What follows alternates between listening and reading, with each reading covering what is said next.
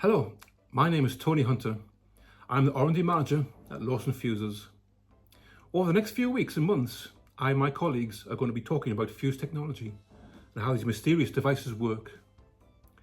I will go through the construction of a fuse and how a fuse actually works, and cover some terminology as I go. In this first session, we'll be starting from bare basics, so apologies to any of you who already know a lot of this. Okay, let's get started. Don't forget to follow, share and comment. We do plan to release a new video every few weeks. So what is a fuse? What is the definition? A fuse is a device that protects an electrical installment against the dangers and consequences of excessive overcurrents by breaking or interrupting the current in a controlled and predictable way. A fuse is a thermal device. The more current that goes into a fuse, the hotter it gets, and at the appropriate point, the relevant parts melt. So let's talk about the various parts of a fuse.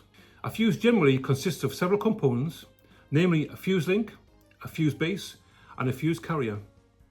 The fuse link is a component which breaks the current and requires replacement after operation. Most people refer to the fuse link as the fuse.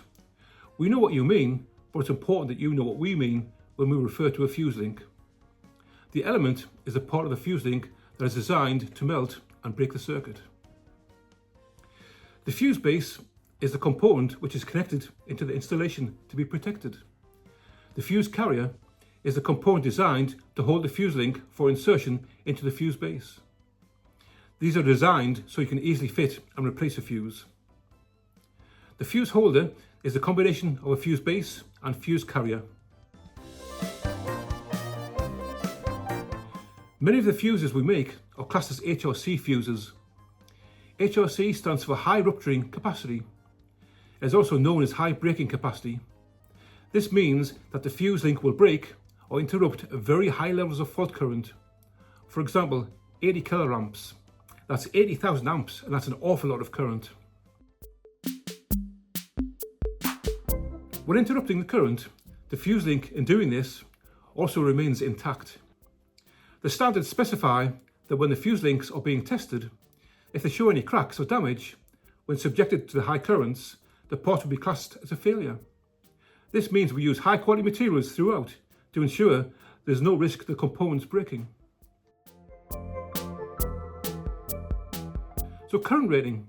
The fuse, when designed, is assigned a current rating in amps. This designates the current that can be carried continuously and defines the operating characteristics as set out in the relevant standards. This is referred to as a nominal current. You will see it written down as a capital I, small n. How does a fuse work? If you remember, a fuse is a thermal device and is operated by heat. The term operate is what we use to describe when a fuse has melted or blown. If we say the fuse is operated, we are saying that the fuse has melted and is now open circuit. A fuse is actually quite clever in that it offers two forms of protection from high current. At very high currents, generally classed as short circuit currents, the energy melts the element, normally instantaneously in milliseconds. At lower overcurrents, the melting activity is a little different. The current applied, and therefore the heat applied to the element, is generally not enough to melt the element directly. The element is most commonly copper, sometimes silver.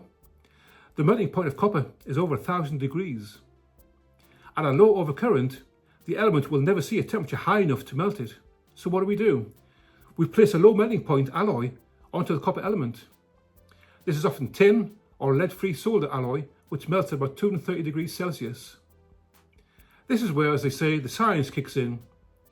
When the low melting point alloy starts to melt, a chemical process starts to take place. This process is called diffusion. The alloy starts to react with the copper and degrades the copper. The reaction continues until the copper element is degraded enough to the point where it will melt at a lower temperature than the standard copper melting point. The degradation of the copper element is called the M effect. At this point, the fuse link is open circuit.